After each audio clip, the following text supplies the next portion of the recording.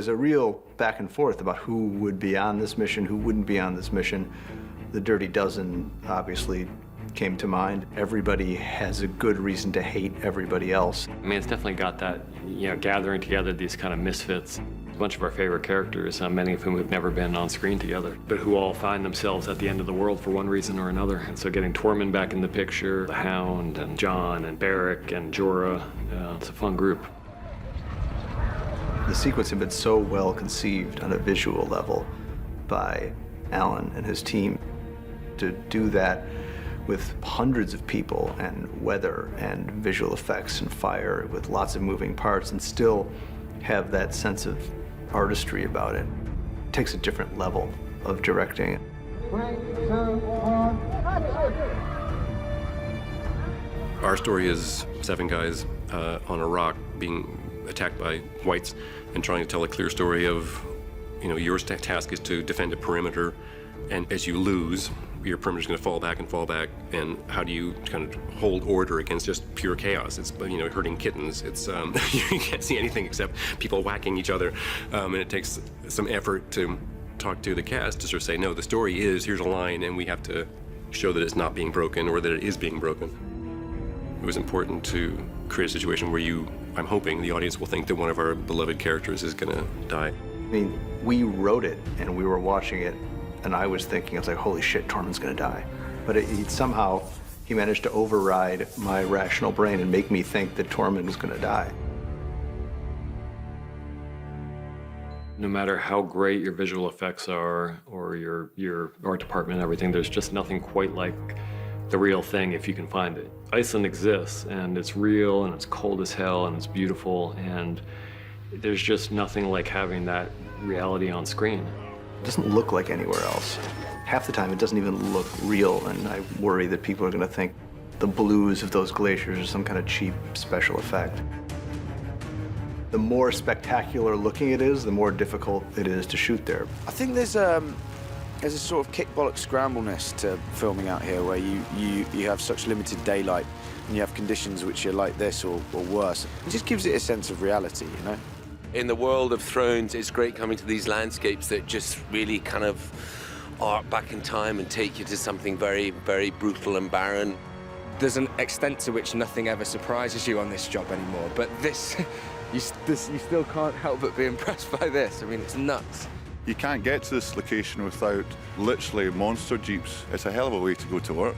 The Icelandic technical crew for setting up the base camp have to have everything ready, and they have to do that obviously under cover of darkness. So the crew, when they arrive, everything is ready to go.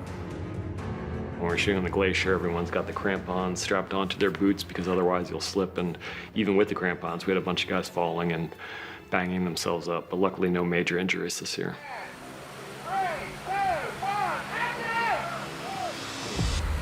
What we had to go through to get the zombie polar bear was writing the zombie polar bear into every season of the show for about 4 seasons. We thought they'd be so excited to do a zombie bear, and it's kind of like, oh my God, they're serious about doing this fucking zombie bear. Only to have Bernie and the visual effects guys tell us in the nicest possible way, fuck you, we cannot afford a zombie polar bear. This year made perfect sense that you could have one of these things out there, and we really put our 4 feet down and we said, God damn it, we want a zombie polar bear. We looked at some of the beats, the way the polar bear in the previews that we got, how it spots the guy's way, how it picks someone up and shakes him around, and then we get our wires in and start rehearsing with guys using different methods to pull someone around and get the right body shapes and the right energy. Everything's made sure it's super safe first. We test everything over and over again, usually with a weight bag, and when we're happy that it's safe to have someone on, we get someone on. We were holding a flaming sword in the jaws of this thing, so the big guy was able to move the head around, which was something for our actor on the floor to work against.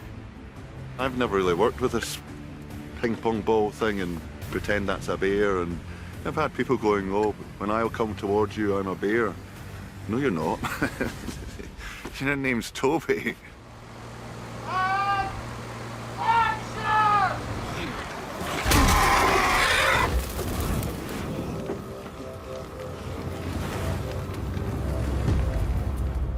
most of the heavy lifting of the sequence, that was all in Wolf Hill Quarry in Belfast. It's one of those things where, you know, when you film something in another location and then you're responsible for finishing that location off somewhere else, you have to really do your homework and try and make sure that you match it as best you can so that then Alan would have an entrance for the characters. When you stand up on the top and look down, it was like we were building, I don't know, an airport or something. The scale of it is enormous. We built nature. No, sometimes I walk out there and I think we're crazy people. We had a really tricky time trying to work out what a frozen lake looks like and how we can achieve that. And that went from a compacted quarry floor to putting concrete down to a nice flat finish, and then there had to be hues of colour that had to be added to that. Then we had to work out how the ice would look, trying to make that look three-dimensional and as if it was transparent ice. All these things are really, really tricky. Stop!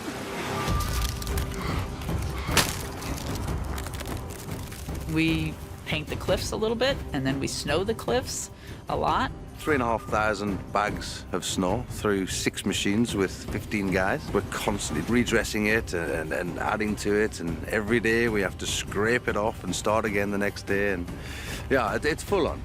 It's a really cool set. Like, it's an amazing set. They cemented a whole quarry to flatten it out to make it look like an ice lake. The amount of workmanship is incredible, and I mean, it really, we've had to run across that ice. It just looks so real. It's fantastic. I thought it was a real lake. Then I understood that they have made this for this sequence. Yeah, it blew my mind. This amount of people, and when the camera rolls, everything just sort of comes together at precisely the right time. Original intention was to dig out the areas on location where people would need to fall through the ice, and then it became clear to everyone that probably the temperatures were going to be so terribly cold. We figured out if we use motion control, then we could achieve it on stage. Where the whites fall for the ice, we're doing those as separate set pieces, and then building rigs to drop underneath the ice to take the weight of the actors and then allow them to drop through. You know, even though we've got 10 guys falling in while the camera's moving, by the time we're finished, we've got 100 guys falling in and the camera's moving 5 times as far. Everyone's always like, oh, you get to shoot in a tank, great. No. It's the end of the season and I get plunged into cold water with a full costume on. It's gonna be miserable.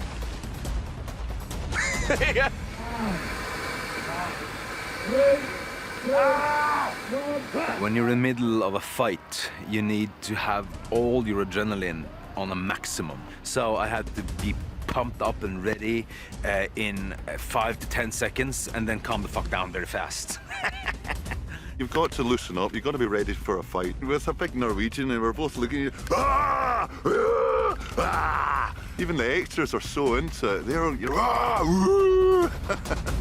One of our heroes gets chased to the top of the island. The higher edge is about 11 foot from the frozen lake. Big trust thing because I'm falling into the guys. The guys are catching me off the end of the rock, opposed to where you'd normally do falls into boxes or an airbag.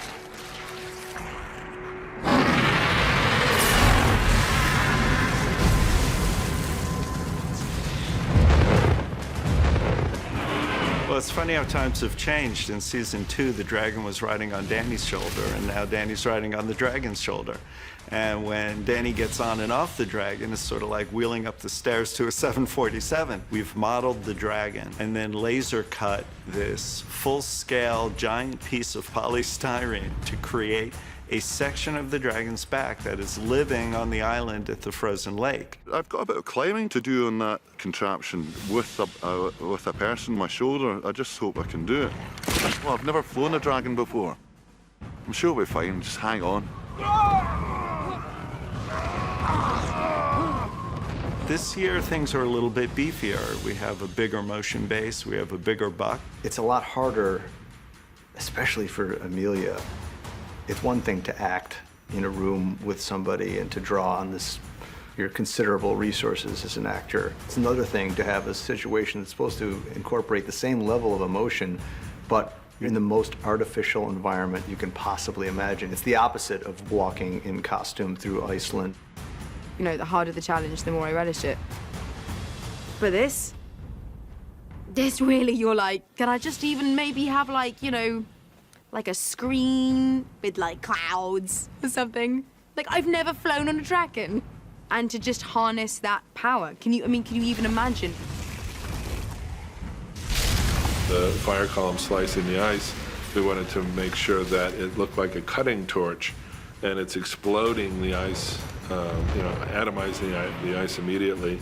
So we worked with Sam's team again, and when you see it, it really is awesome.